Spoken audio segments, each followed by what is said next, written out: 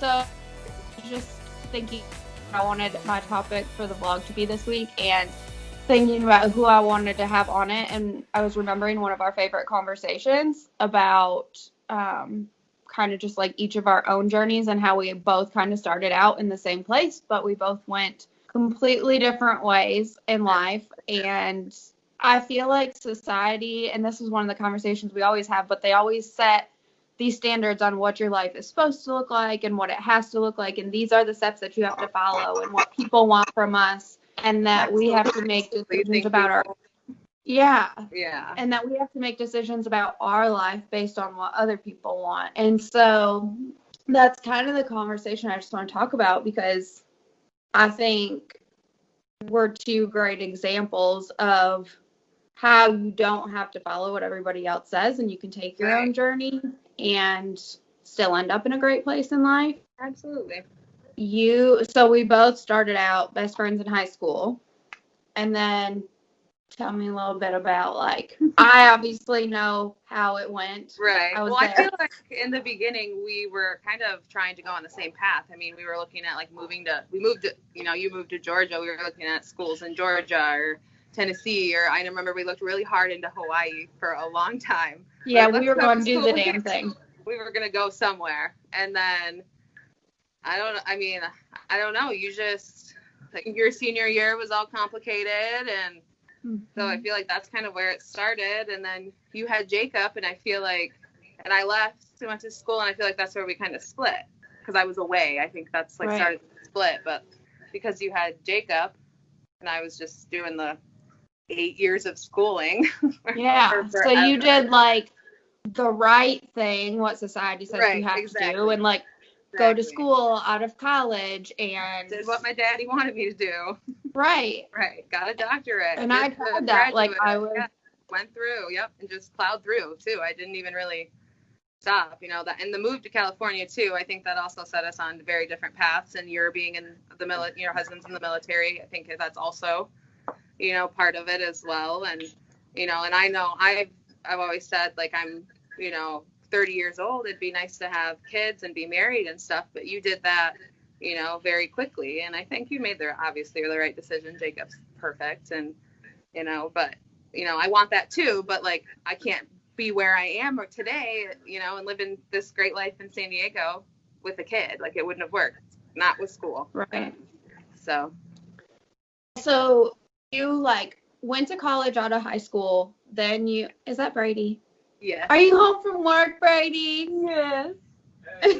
Katie. So you go to college, not too far away from home, but still far enough away from home right out of high school. Yep. And then you kind of took a little bit of a sabbatical after you graduated with your bachelor's, because you were thinking about going to PA school, right? Yeah, I was in between. Like, I originally wanted to go to PA school, and then I needed to gain some clinical experience. So I didn't have the complete, application. So, and, my little sister's in there right now, and it can take, multiple tries to get in, but she fought for it, and did it. But I was like, no, I'm not waiting. I want to cruise through. I want to get this done. And so I actually, the reason why I started looking for schools out in California was because my sister's boyfriend had moved out here like 6 months prior to. And I was like, hey, do you want to like go to LA? Oh God. So I was like, hey, do you want to go out to LA with me? Like, if I can find a school to get into, like, you want to go? And she was like, of course. So I found animal chiropractic, just, me and my Googling and my researching, I just can't stop. I found animal chiropractic, and you had to become a doctor of chiropractic or a doctor of veterinary medicine.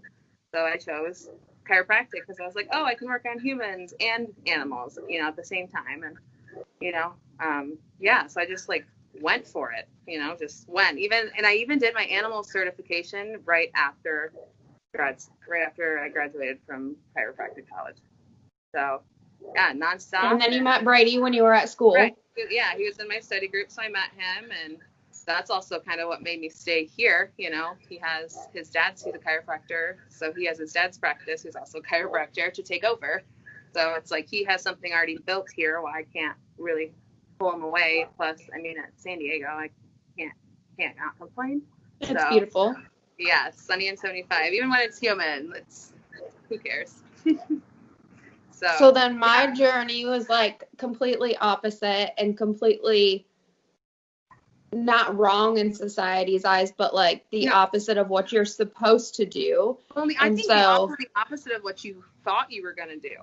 Oh, 100%. Yeah.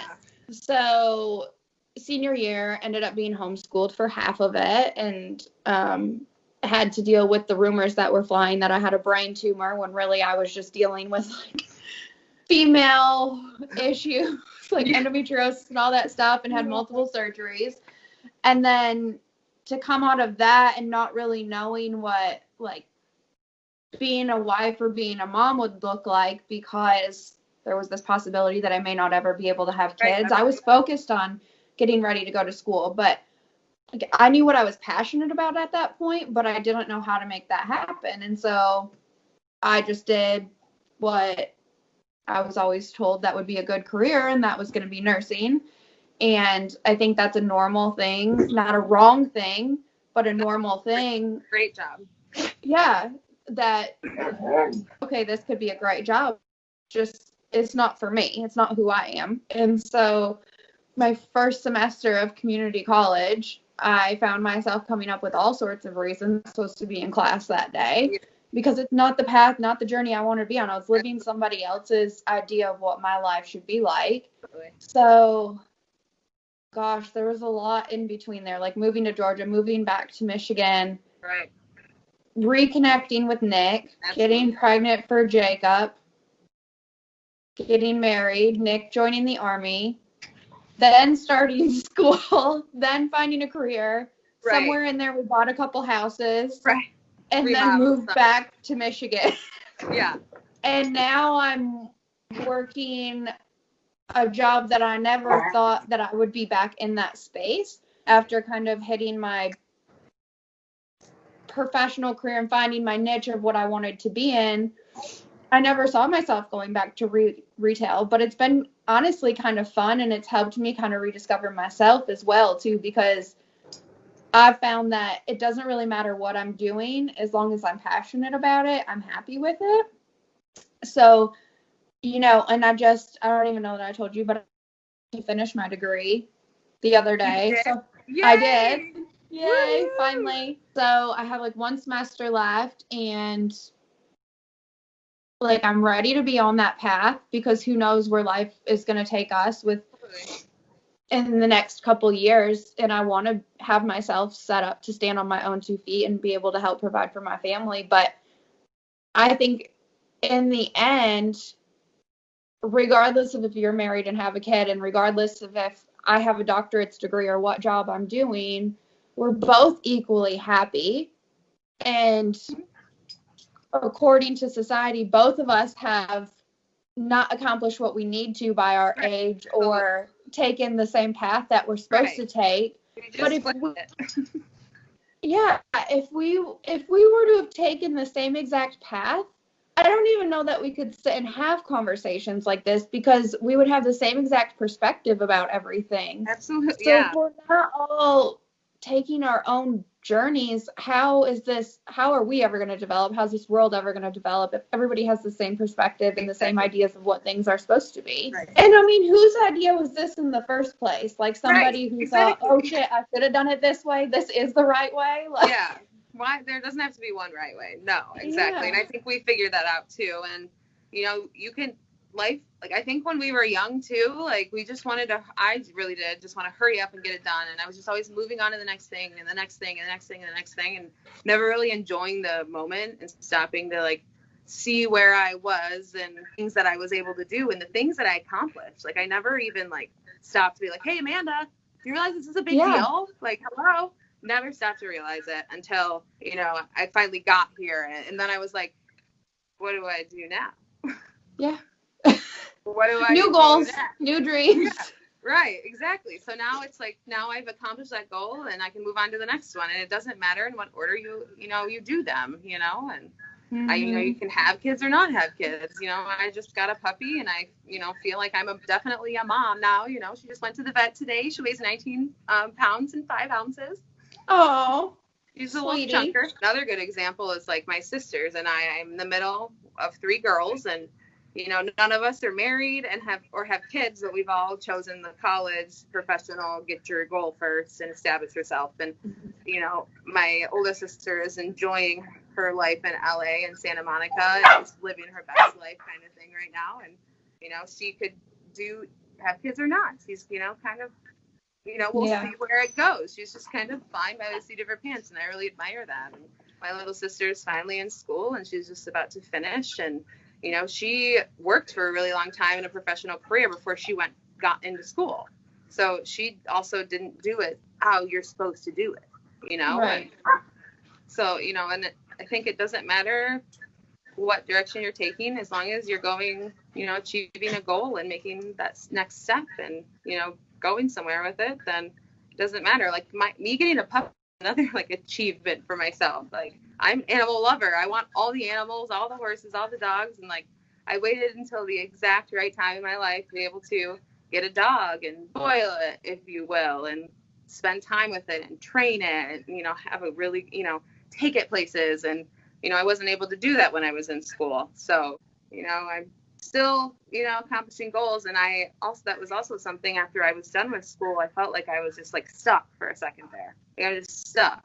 Like, what am I going to do next? Like, I'm here. This is it. Like, there's nothing more. Like, I'm going to be bored if all I'm doing is working for the rest of my life, And then we were living with my boyfriend's parents after school because we were poor and waiting on our licenses. And we finally saved up money and moved out, and now we have our own house. And like, so now that was a whole nother journey. And the dog, like I said, and I bought my first car. Like, my dad's always bought my cars, and my last car that he bought me, I had that baby for a long time. So all the way out to California. Yeah, exactly. And like, where I live and stuff is a really nice area. I'm very lucky to live here. And I was talking with actually my older sister's boyfriend, and he was like, Amanda, you realize you did this. You put yourself here. You got here.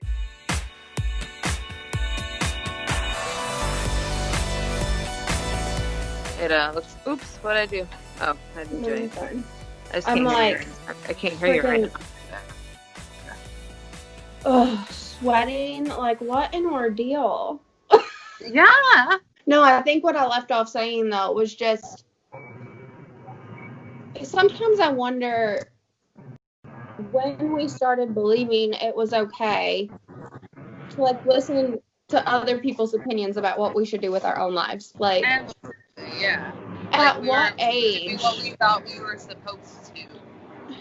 Yeah, and I think a lot of times my decisions weren't my own decisions that I had like conjured up in my head. They were what I thought I was supposed to do and how my life should go and what I should be doing. Yeah. So I don't know. I just think I'm at this place in my life now where I'm more conscious of the decisions that I'm making and who I'm making them for. And if I'm making them for other people, well, then I'm not going to be the best mom that I can be because we're all different. And if I'm not showing Jacob or all of his friends that are around watching or anybody else that's watching, it's okay to take your own path. It's okay to follow your own beliefs. Then, I mean, what example am I setting? So, I don't know. Yeah. I think if we can kind of do what you and I have always done without even realizing that we were doing it, is just like be good examples by doing what you want to do. Right. Yeah. But asking for permission to be yourself. Absolutely. Just stop. And I think because we both left home and been away from our parents, and I have sisters who've been, Hoover, talking. Attention. I think sometimes I'm more afraid of disappointing others than I am of disappointing myself. Absolutely. And I'm more conscious of others than I am myself. And I know when I did my introduction video to everybody and just explained myself, I talked a little bit about how I'm a very loyal person, but sometimes I'm loyal to a fault. And I think the fault in my loyalty is that I'm not loyal to myself. Right. I'm loyal to everybody else. You love everybody else. You put yourself below everyone else. Yeah. And so now I'm just at this place where it's like, yeah, I have to be a better person for myself so I can be a better person for other people. Exactly. Yeah. You got to be 100% with yourself and what you're doing and where you're going. And so I'm reading this book right now. It's called Untamed. I don't know if you've heard of it, but it was crazy because I started reading it and got the book in the mail actually after you and I had already decided to have this conversation. And the book is exactly this conversation. It's insane how much it's together. But one thing that she said in the book that really stuck out to me was, you know, when you think about what you want to do and you think in your head, like, maybe in another life, or maybe in another life I could have done that. And in the book, she says, maybe in another life, as if you have more than one. Like, right. You know, but this one. It's very special, and you just have to make sure that you're enjoying everything that you're doing while you're doing it, because time flies. I'm 30. I feel like I should be 18. I'm still 18. Same. Yeah, like I feel like after high school, it's like, okay, that's it, and then you're like, wait, I have a whole life ahead of me. Like, right. What, you know, and you think 8 years is a long time to be in school, or you know, however long it took you a long time to get your degree and whatever, but like you were like at professional status before you even did that. So I think that's kind of like beside the point, but yeah. So when I was reading the book, I was thinking about all these people, including myself, who have lived inside of this box of what society says they should be, and we listen to other people's opinions and we take them into account, and we tame our lives to be like what other people think they should be like. And so I don't know, I'm a very visual person, so as I'm reading, I think of this square and like a stick figure inside the square, and then a stick figure on the line of the square, and then a stick figure outside of the square. And I'm thinking, which one of those am I? Am I the one in the square? Am I on the line, or am I out of the square? And then I'm thinking, which one of them do I want to be? And do those two match? Because if they don't, I have some work to do. Absolutely. And I think my honest answer is that they don't match. I think I want to be the person living out here outside of the box, like kicking ass, not even caring about the names that I'm taking, like whatever, being my own person, not asking for permission. But I think I'm really the one that's on the line.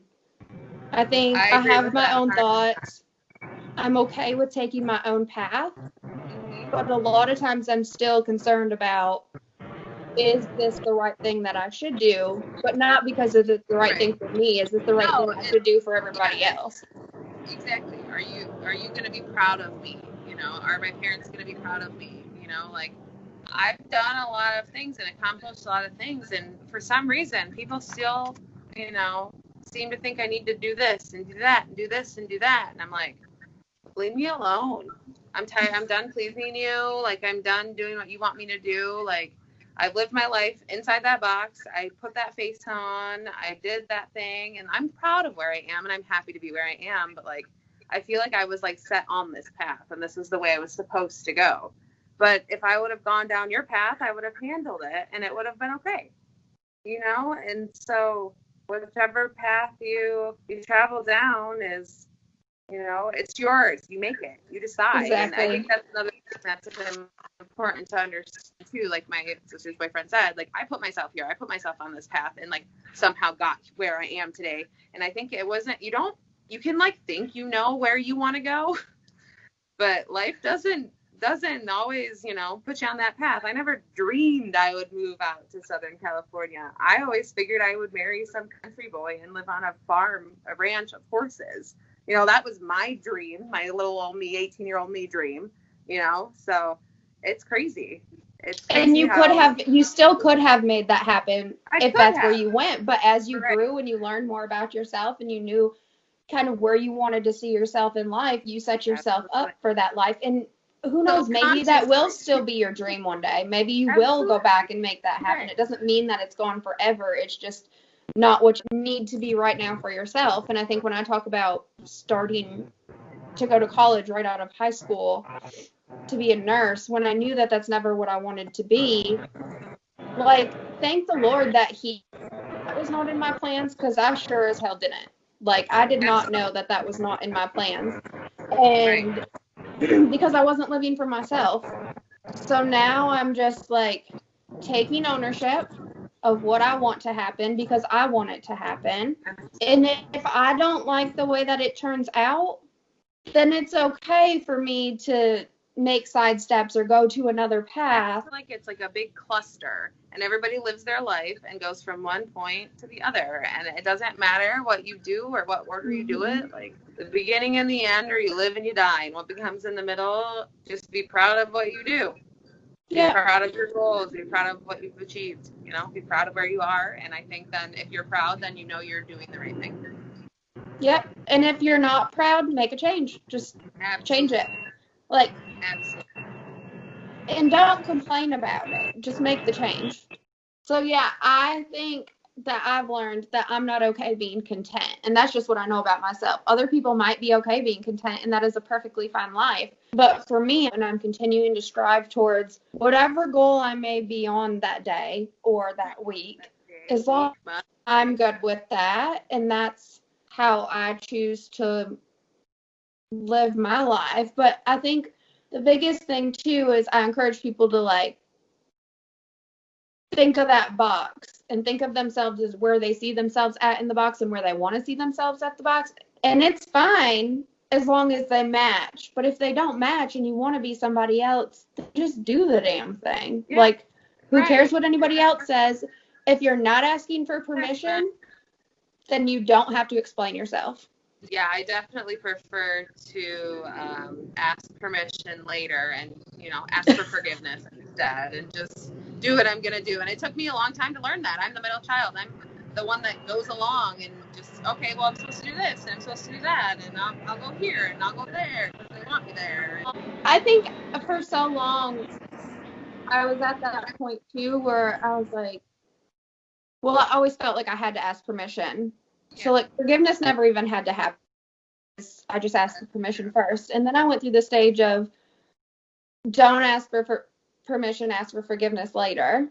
And now I think I'm at this point where I don't ask for permission, so I don't require people to forgive me later either. Absolutely. Like, I just, Absolutely. I'm on my own path, like me or don't. I'm okay with that too. I'm not everybody's cup of tea, and everybody's not my cup of tea, but as long as you're doing you, respect.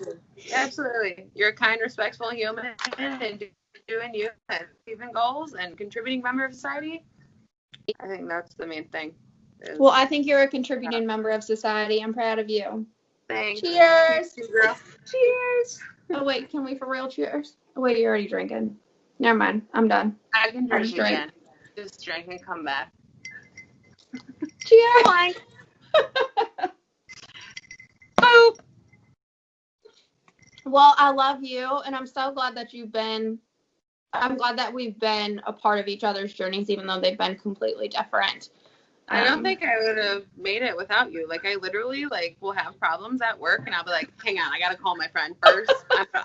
I literally take freaking notes when you call, like, when I talk to you about my stuff at work, because I'm like, okay, I got to write this down, because I'm not going to remember all of it, because, you know, I'm like, you just, like, I don't know how, I don't think I would have made it through this life in general without you.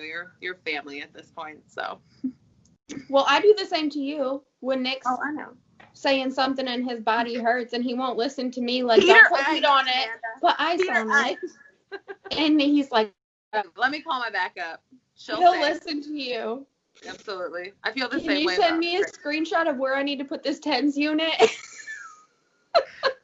Here, and here.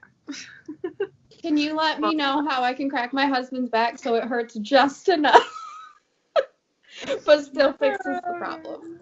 Oh, gosh. Would that be nice if I could do that? Virtual text you that.